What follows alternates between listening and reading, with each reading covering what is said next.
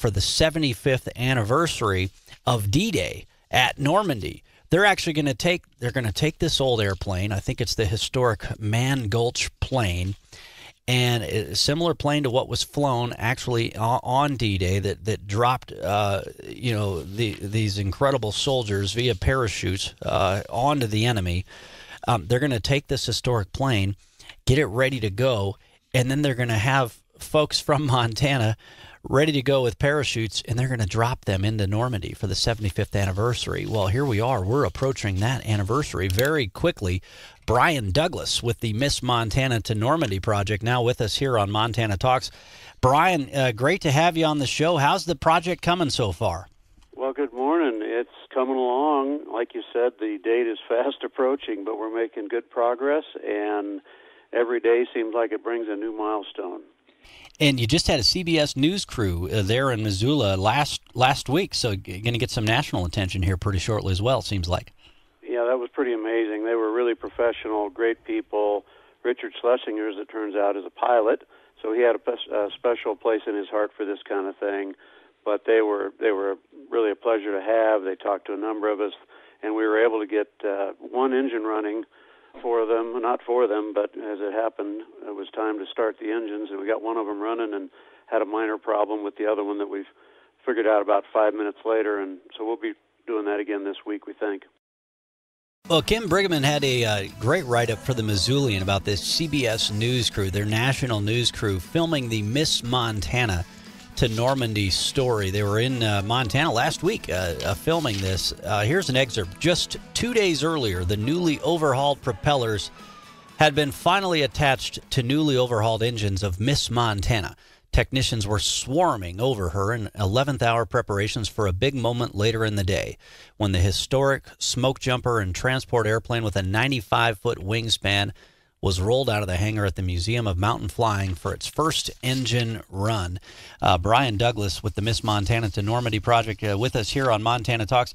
Now, Brian, do I understand you're one of the pilots? Are you actually going to be flying this plane all the way to Normandy?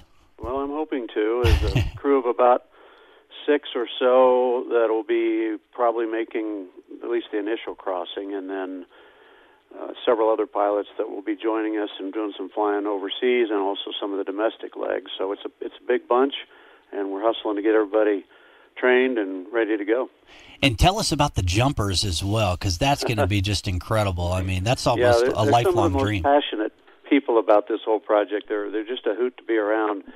They're kind of led by a guy named Al Charters here in Missoula, and he and his wife are active, avid jumpers. Al is an incredible instructor, and he's put this whole group together, and it's a combination of prior military, special forces, and current and past smoke jumpers. So we have, I think, 14 men and women who are approved by the European group to jump out of our plane over Normandy, and there are several more on the wait list. So would they meet you then in France and then hop on before the jump there, or will they fly all the way overseas with you guys as well and then jump? No, they will meet us in England, and we'll do at Duxford, England, is the jumping off point for the big event on June 5th of all the planes flying across the channel, and they'll meet us there. We'll do some practice jumps there, and then on June 5th, the entire squadron will take off, fly in formation across the English Channel, and drop 250 to 300 parachutists in original uniforms and round chutes over an original drop zone at Ranville, France, and then that will kind of be the end of the parachute operations, but it's bound to be pretty epic. Yeah, it just sounds remarkable. I think one of those former special forces guys, I think Sean Medulla, isn't he one of the guys jumping out? Yes, Sean's a great guy, and he's been a huge help to the project. And like I say, the jumpers are just as excited about this as anybody, and I can see why. No, I'll bet. Yeah, I mean, what greater way to honor the veterans of D-Day and those that we lost in D-Day than by jumping out of such a historic plane. Describe this Mann Gulch plane for folks across the state as well. Well, it came off the line, the Douglas Aircraft Company line, in 1944, about a month before D-Day. So the war was wrapping up before it could go overseas. So it spent a couple years in the military doing service stateside, and then Bob Johnson from Missoula bought it in 1946 and from the surplus inventory, brought it back to Missoula and used it for 30 years. And about, of course, just shortly after that, in 1949, he was using the plane for smoke jumping and all kinds of backcountry resupply and so forth. And it was on August 5th of 49 that they launched from Missoula to drop, I think there were 15 jumpers onto the Mann Gulch fire, and 12 of those perished that day. And what was, for a long time, the largest loss of life in a smoke jumping incident. And if you had to give like maybe a percentage or something, we got about a minute before we take a quick break, and then we'll take some phone calls as well. But if you had to just say, hey, here's our percentage, here's where we're at right now, the likelihood that we're going to get this thing off the ground and up and running, what would you say you're at right now? Well, we think we're at 100%. Great, good. So that's just the way we think. I think a lot of people didn't think we could do it. Of course, it's not certain, but we're doing everything we can. All the blocks are coming into place, and we're going to do everything we can to make this happen. And it's every day, really, we have a new milestone. We expect to do another engine run this week, and perhaps taxi and maybe even flight. Hopefully, first flight within the next 10 days. Susan in Missoula, listening to KMPT. Susan, thanks for your call. Hey there. I am actually one of the civilians that's going to be there watching all this happening in Normandy, and I'm really excited about it. But I would like for Brian to tell us about an event that is coming up May 11th. If anybody wants to go to help raise money and they want to have a fun event at the museum for mountain flying, Brian, can you tell them about that? Great, thanks, Susan. Yeah, Brian, go ahead. Yeah, it's a big deal. We've been thinking about this really from day one.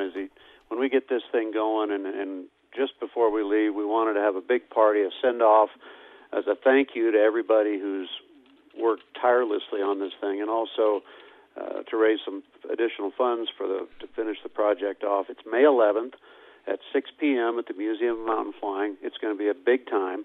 We're going to have, I believe, some music, live music from the 40s. It'll be dress as you 1940s dress, if you like, or Montana casual.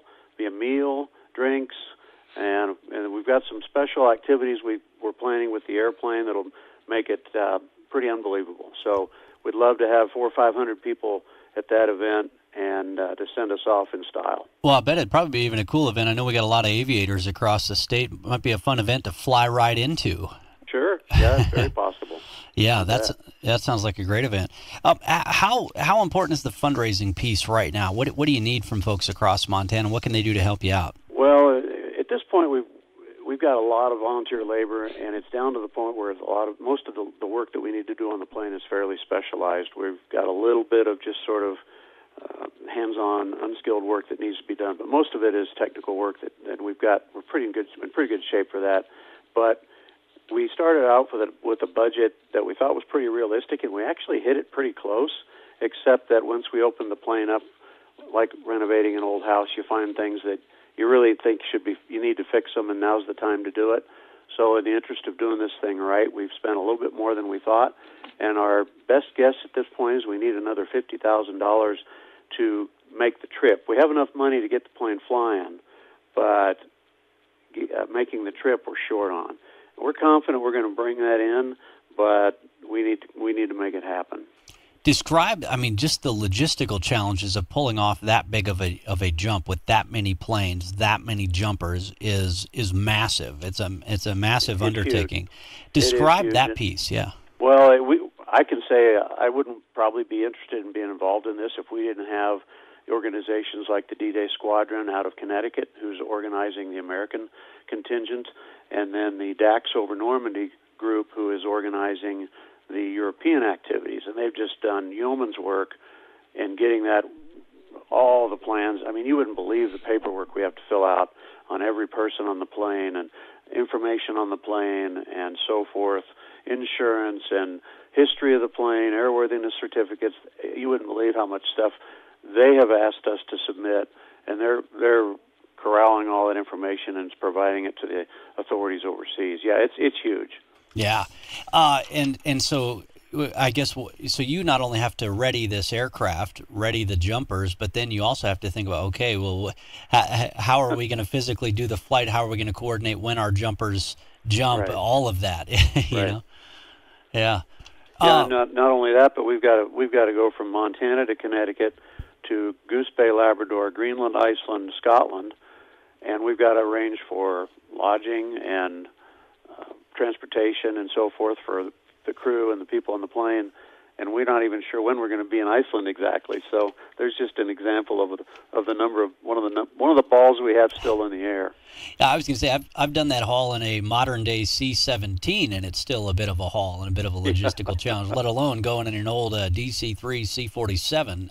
Right. And this thing, Schlesinger from CBS News in this piece in the Missoulian, I mean, he kind of described this plane. He says, for people that don't understand airplanes, apparently he was pressing you on this. He says, for people that don't understand airplanes, when they hear that there's an airplane that's 75 years old, it's been at the bottom of the Monongahela River, it's been flying people into and out of forest fires, and it stayed dormant for 18 years, he says, I think a lot of people would think that this thing's never going to fly again. Why are you confident? That's how he kind of described this Right. plane.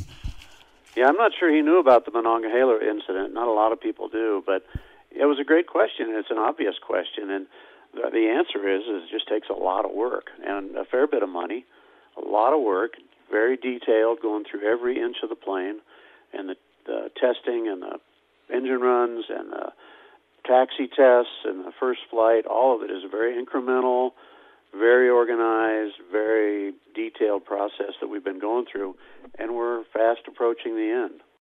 What do you think is one of the more interesting stories about the history of this plane? Oh gosh, I mean, Mann Gulch is right at the top.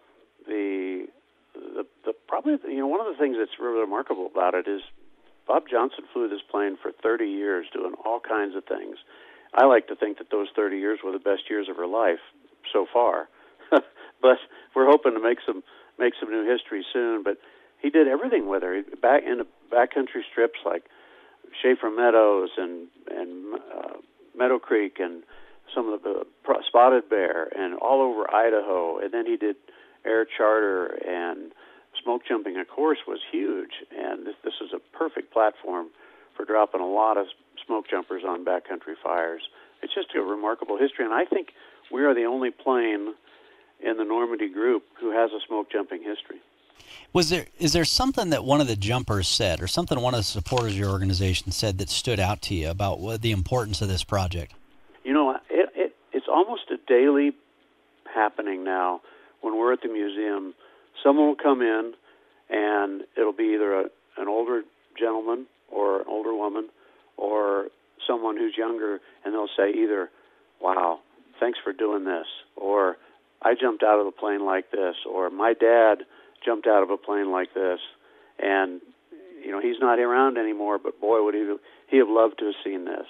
And it just keeps you going, Yeah, I'll bet. Yeah, well, and what better way to honor those men on D-Day who sacrificed so much for us than to literally walk in their shoes and jump. It reminded me of just last week. A woman came in and her father had gone into Normandy on D-Day in a glider, and the glider assault were kind of a disaster. They had terrible casualties with those gliders. They didn't realize the hedgerows were as big as they were, and his glider, they all crash landed, but his was destroyed. He was the only survivor out of 15, and she had pictures of the crash with the casualties laying there and a story about it that she'd written. And we're trying to take as many of those as we can and put them in a book and take them with us and share them with people everywhere we stop.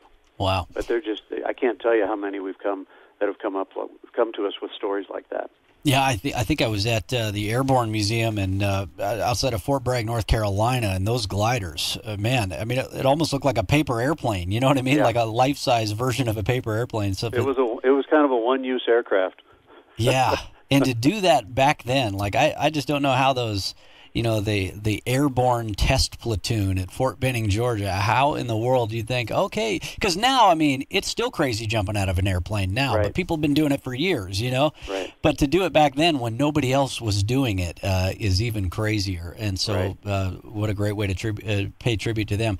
Brian Douglas, thanks for everything you're doing with the Miss Montana to Normandy flight. Keep us posted with that engine test and much more in the days ahead.